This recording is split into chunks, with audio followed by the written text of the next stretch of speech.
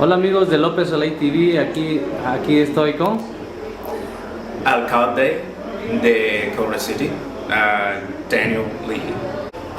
In Culver City, we're moving forward with mobile crisis response to deploy mental health professionals instead of police officers. We are a sanctuary city.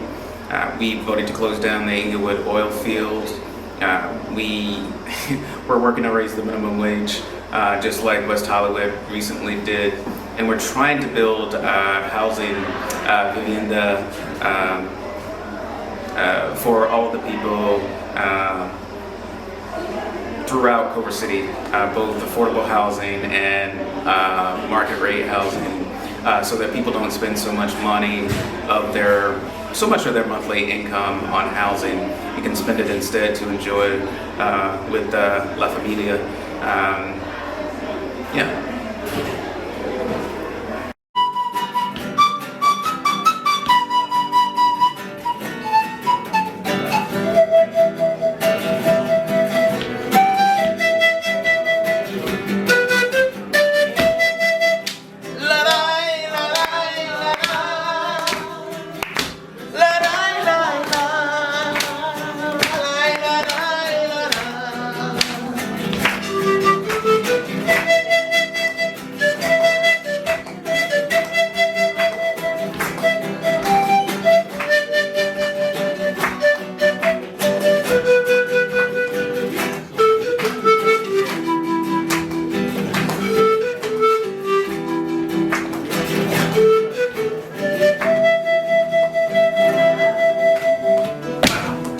One, two, three, four.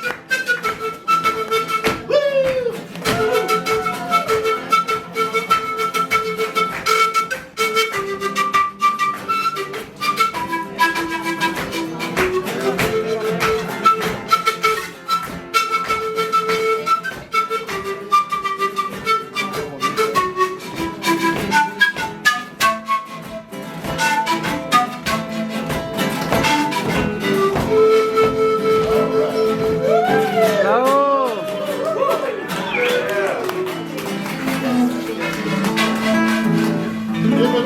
Represents everyone. He's bringing people together. He's bringing people together.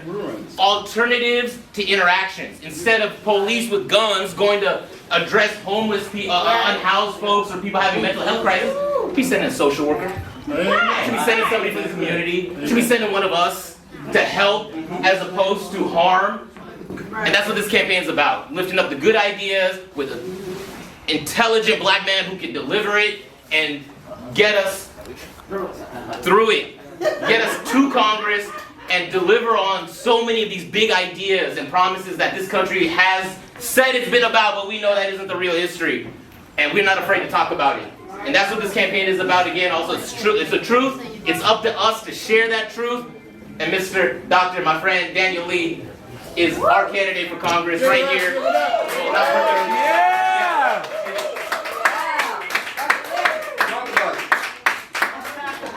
So first I want to start out by thanking profusely Emmy Lu for having us here tonight, for coming to our event before, but also, you know, having the fortitude to say, hey, you did something great before. You brought me together with some world-renowned artists who support you. I'd like to bring you to my place to show my support for you. So I just want to thank you from my heart. Emmy Lu for having us here tonight. I want to talk a little bit about what we've been able to do in Culver City, because I heard tonight from a couple people. One, a lot of people don't know that Culver City has a black mayor. Two, they don't know what that is, me. But three, you know, they don't know a lot of like what we've been able to do in Culver City. And, you know, I'd start out by saying if you don't know Culver City's history, that probably means you weren't born and raised in Los Angeles like I haven't been. That's right. I had to learn it. Like, I've lived in Culver City for almost 20 years now. But I was born in Opelika, Alabama, and I grew up in Pensacola, Florida, Alabama, Georgia. All of my family's from the South. So a lot of the strands of racism and oppression that I know are from the South. Though I will say one of the things that I always thought was really funny about me moving from the South and moving to Southern California was how not racist people thought they were in Southern California. Because for me, it's different, but it's not that different. The intensity is still there. There's a reason that after 105 years of existence, I am the first Black Culver City council member, vice mayor, now first mayor. There's a reason for that. Right. It isn't that there weren't qualified people running. It isn't that there weren't qualified people available. It's that there was a system of racism in place that actively dissuaded people from running. There was a system that said, hey, you know, do you really want to be in charge of our police department? Right.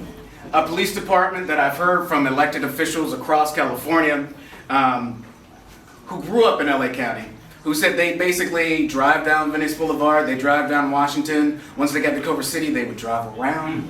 And then they would go to the Fox Hills Mall, then they would go to the, you know, Scenic Overlook, then they would go to things that are in Culver City or Culver City adjacent, but they avoided Culver City because of our legacy as a sundown town. So even though I tell people all the time I don't like First, because I feel like to some degree, one, we should have had a first woman president a long time ago. But you know, we should have had a first black council member, vice mayor, mayor in Culver City 20, 30, 40, 60, 100 years ago. Right. Like, this is not something that I celebrate, but it's something that I acknowledge as an accomplishment that had to be done. And I have to admit, it's one of the reasons that I ran. Like, I've been thinking about coming into politics for a long time, and the fact that there had never been an African American council member, though I usually prefer to say black, was really my motivation to jump in. And, you know, there is a difference when you get people who really represent you, not just look like you, but represent you in office. Like I often say, even though the phrase has been co-opted, that all skin folk ain't kinfolk. I don't see that a lot more recently, because a lot of the people that I hear saying it now are the people that I was talking about. And, you know, they have no frame of reference. It's like, yeah, all skin folk ain't kinfolk. Now I'm gonna go eat some caviar. Like, it's something that, like, you know, there's a huge disconnection.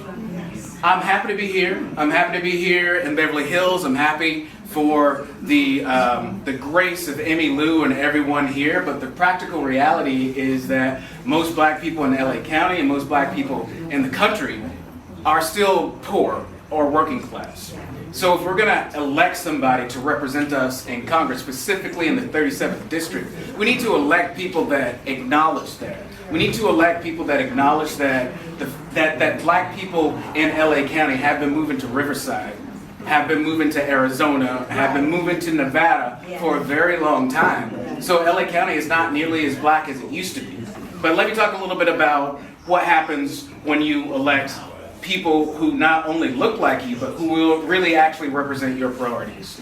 Cora already spoke about the fact that we were the first to vote to close down the Inglewood oil field, which is the largest urban oil field in the United States, and it borders predominantly black neighborhoods. Part of it borders Culver City, but it's Ladera Heights, it's Baldwin Hills, it's places where black people live. There's a reason why there hasn't been as strong regulation, because, you know, people who are black, people who are brown, people who are immigrant, people who are Asian, their concerns are not taken as seriously, and action is not taken on the local, state, and federal level because of the complexion of our skin and the fact that people think, oh, they're not going to get organized enough to vote me out. We changed that in Culver City. We voted to close down the Inglewood oil field. Months later, LA County voted to close down the part of the oil field that's within their jurisdiction. And a few months later, LA City voted to close down and end neighborhood drilling in LA City. But that started with us. It started in Culver City. That's what happens when you elect people that actually represent you and not represent themselves. One of the other things that we did in Culver City shortly after I represented is that we brought rent control to Culver City for the first time. Wow. Culver City has been surrounded by LA for, 100 years or so. And LA has had rent control. LA County has had rent control. Inglewood went through their fight to get rent control. And one of the reasons I bring this up, I know there might be a lot of landlords in the building or people who own property, but 60% of the people who live in LA County are renters. 45% of the people who live in Culver City are renters. And the majority of the people who live in the 37th district are renters. So if you're not tackling issues that directly affect renters, you're not really responding to your constituents. Right. So I was very proud to work with local organizers to bring rent control to Culver City, and it's stronger than LA cities, it's stronger than LA counties, and it's stronger than the states. One of the other things that I did and I pushed for, and I have to admit, I wasn't sure it was going to happen. As Ankur said, I got my master's in social work from UCLA. I got my doctorate in social work last year from USC. One of the first things that I did when I was elected, I had a meeting with our chief of police and our fire chief, and I said, I want to bring social workers into your department to prevent some of the unfortunate incidents / murders that have been happening around the country by law enforcement, specifically against black people, but people of color more generally, and poor people more generally. And surprisingly, both of the chiefs were in favor, because you know what they said. They said 50% or more of our calls are mental health or mental health related. And our officers are not trained for that. That is not our job. I know there's a whole range of opinion around police reform and police abolition, but one of the things that I've seen people agree about over and over again is that we ask police to do jobs that they're not trained for, that they don't want to do. And for me, I'm like, okay, why don't we seize on what we agree with and have somebody else do that job? Like, it's that simple. So working with my colleagues, I'm glad to say that we finally agreed to launch a $1.5 million pilot for mobile crisis response. So when people call 911, if they're in a mental health emergency, or if they're calling about an unhoused individual or an unhoused incident, the police aren't deployed. A social worker is deployed. A social worker with like a medical worker is deployed. A social worker and a nurse, so that we don't escalate the situation. Because I know a lot of people push back. Do you just not respect uniforms? Do you not respect this or that? And I tell them, look, I'm not only, a master's and doctorate in social work, but I'm also an Air Force veteran and an Air National Guard veteran. I know what it means to wear a uniform. I know what service means in that sort of more aggressive context. But if you want to do it the right way, you do it in the way that prevents war. You do it in the way that prevents conflict. You do it in a way that prevents violence and loss of life. That's right. And that's something that we need to focus on as elected officials, and it's something that, I commit to bringing from Culver City into the 37th district. There are a lot of things that I really want to focus on the federal level. But there are a few big priorities for me. And I feel like a lot of our priorities are spoken about in a context that people can't understand. For me, when people ask me what's number one, I usually say the climate crisis. And I say this for a lot of different reasons. One, because in places like Culver City, Baldwin Hills, Ladera Heights, where there are fossil fuel facilities, they're located in places where black people live. They're located in places where low-income people live. So our current infrastructure supports the poisoning of our community. But as things get worse, if you talk to any scientist, they say the people who are going to feel it first are the poor people, are the immigrant people, are the black people, are the Latino people, are the Asian people. So by addressing the climate crisis actively, we are lifting up our communities. One of my other big priorities, and it's hard to talk about this in a certain context because I am very pro-choice and unabashedly pro-choice, but I feel like we need to protect a woman or a person's right to choose, not just so they can have access to free and safe abortions, but so that we can affirm that women are full people who are equal to men. Yes, sir. Yes, sir. Because a whole lot of the talk around abortion is about controlling women's bodies and controlling the decisions that they make and saying that we think men can make these decisions better. I don't know about you, but I was raised by a single parent mother who was raised after a certain point by a single parent mother after my grandfather committed suicide. And I was raised by a number of strong black women in Alabama, Georgia, and Florida, as I said. I benefit. There is no detriment in my character. I think my character is stronger as a result. But when we talk about abortion, when we talk about reproductive rights in general, we talk about that act specifically, and we don't talk about the fact that it's rooted in misogyny. It's rooted in this idea that we want to take women's power away from them. That's something that we need to talk more openly about and say, no, these women know